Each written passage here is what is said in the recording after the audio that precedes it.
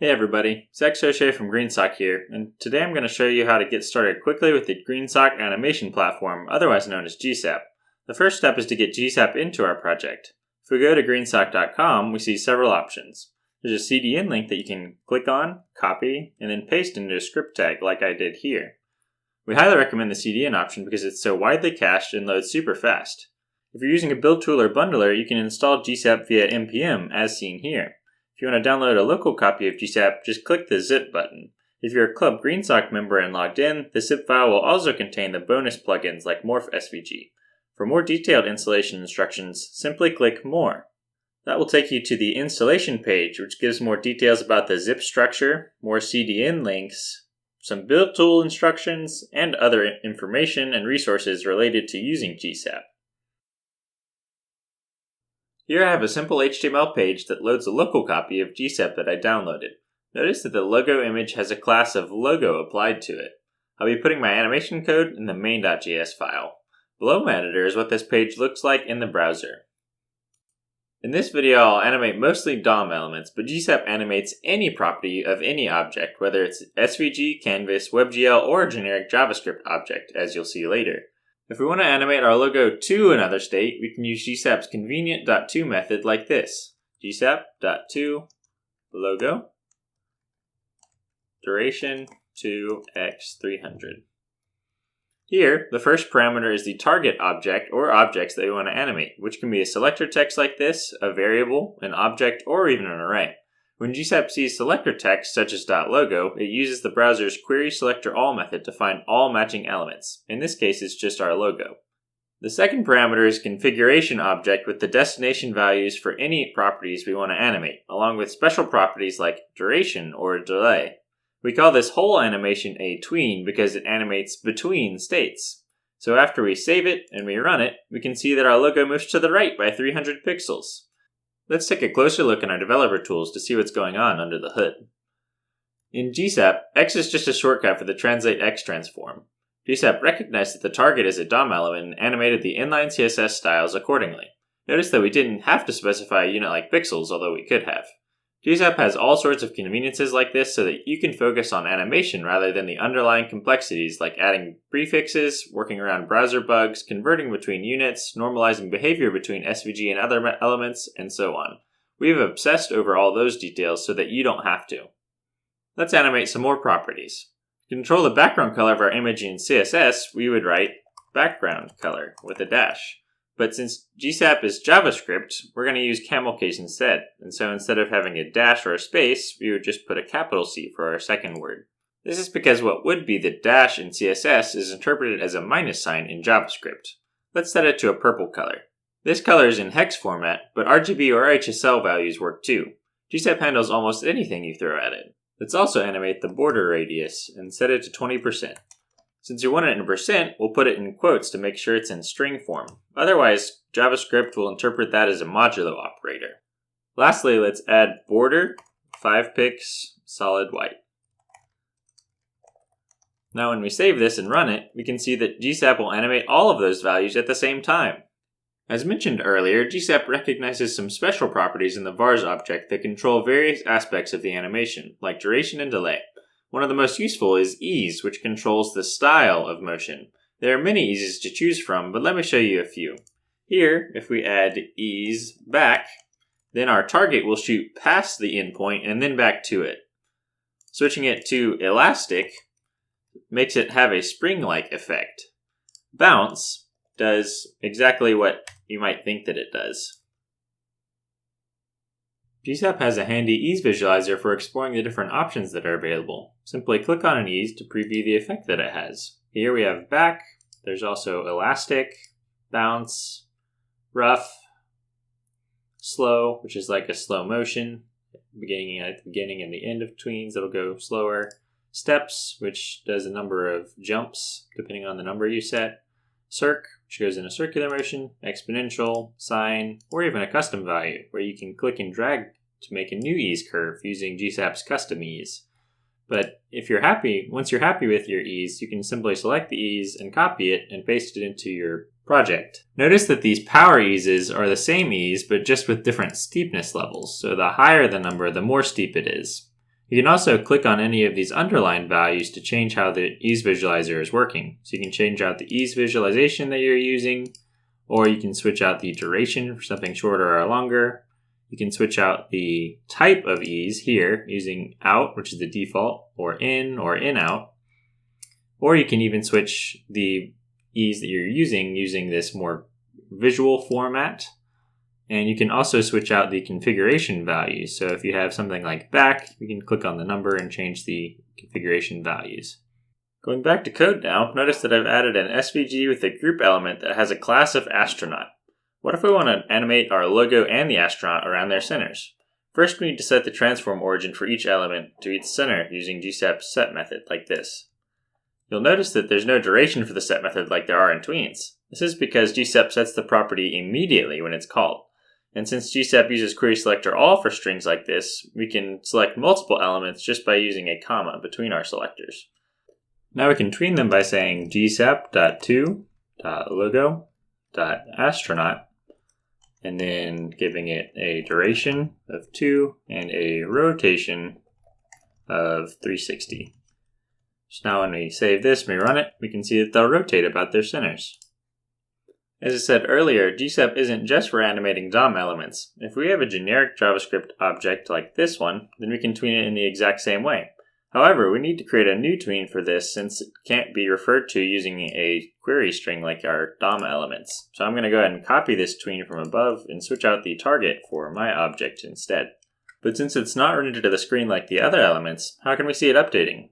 Let's use an onUpdate callback function to display the updated values. So here we're going to say onUpdate and then create a new function, and inside of that function we're going to console.log the values. So console.log myObject.rotation.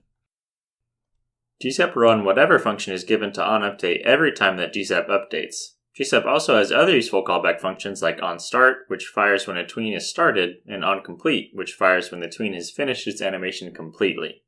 I'm going to increase the duration of both of these tweens so that you can see what's happening as it's happening. So now we can run this and open up our developer tools and see that GSAP is smart enough to animate the rotation property of our generic JavaScript object, the CSS transform of our image element, and the SVG transform of our SVG element, all without us having to tell it what to animate. If you tried rotating the SVG like this without GSAP, you'd run into some browser bugs that would make this sort of thing difficult. But GSAP handles that for you. Here we have a tween that fades out and scales down our logo by animating to these values.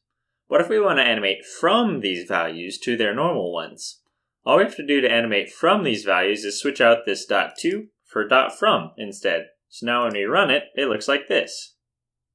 This is perfect for effects that you want to run on page load to display the content of your page. Let's add some circles to our page so that we have more to animate. Now when we run this, you can see that they appear on the page, but they don't have any animation yet. We can animate all of these circles using a single tween by passing in a selector that they all share. So here we can say gsap.from and then .circle, because that's a class that they all have, and then giving it a duration. I'm going to say 1, and opacity so that it fades in of 0, and a y value so that it comes upwards. And so now when we run this, we can see that all of our circles will animate at the same time. But animating them all together like this doesn't look great. It would be better if their start times were offset a little. Thankfully, we can do this very easily with GSAP staggers. So here, we can just say stagger and then a value. So I'm going to say 0.25. Now when we save it and we run it, we can see that our circles will animate in with an offset of 1/4 of a second, starting from the previous one. Here we're using a simple stagger, but we could also use a more complex one. For more information on that, check out the link below. We could even animate in each circle using a function as the value. For example, if we wanted each circle to animate in using our random y value, we could use a function instead of 150 here. This function generates a random number between -200 and +200, so when we run it, we can see that our circles will use a random y value in that range.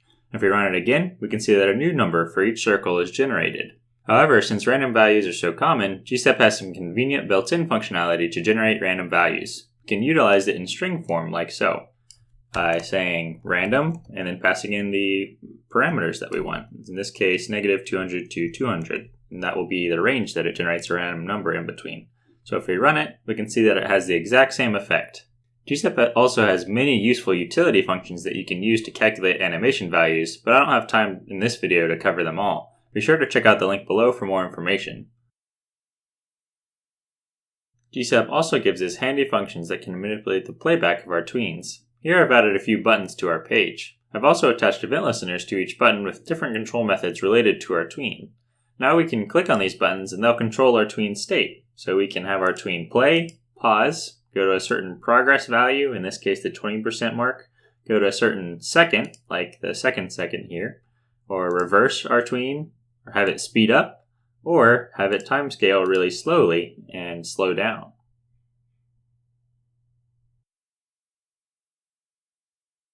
I created this visualizer at the bottom to illustrate some of the timing concepts that we're going to talk about. This visualizer is not a part of GSAP, but was made using control functions that GSAP gives us. These green bars represent our tweens. This red line represents the virtual playhead that tracks which tweens to play. Let's talk about sequencing. By default, tweens start playing immediately, as the visualizer shows here, with them both starting at the 0 second mark. But what if we want the circles to animate in after the logo finishes animating? For simple things like this, we can use GSAP's delay property, just by saying delay, and then giving it a value like 1.5, since that's the duration of our first tween. Now when we run it, we can see that the second tween will wait 1.5 seconds before it starts. But if I decide later to make the logo animation longer, watch what happens. So if I change this 1.5 to 2.5, then, there's a second of overlap between our tweens.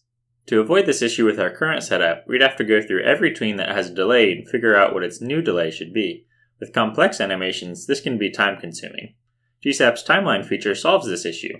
Think of a GSAP timeline like a container where you can position animations in time or in relation to one another, and then you can control the entire thing as a whole. Let's create our first timeline. So here, we can just say gsap.timeline. But most of the time we want to save it to a variable, so I'm going to save it to a variable called TL. Now we can add our animations to this timeline simply by swapping out TL for the GSAP object. So here you can say TL.from and then our tween, and same thing with the second one, and GSAP will automatically add these tweens to our timeline. When we run this, we can see that our tweens get added to the timeline, but now there's this gap in between. This is because by default, animations get added onto the end of the timeline, so we get perfect sequencing right out of the box. So here we need to delete the delay that we added earlier. Now when we run it, we can see that our second tween goes to the end of the first tween.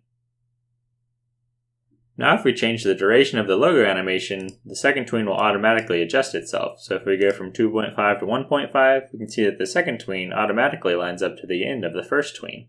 Now it's easy to add more animations in the middle of our timeline and have everything later automatically adjust. For example, if we wanted our logo to rotate before the circles fade in, we could add a tween like this, and then we could run it and see that our logo will fade in, that'll rotate, and then the circles will fade in.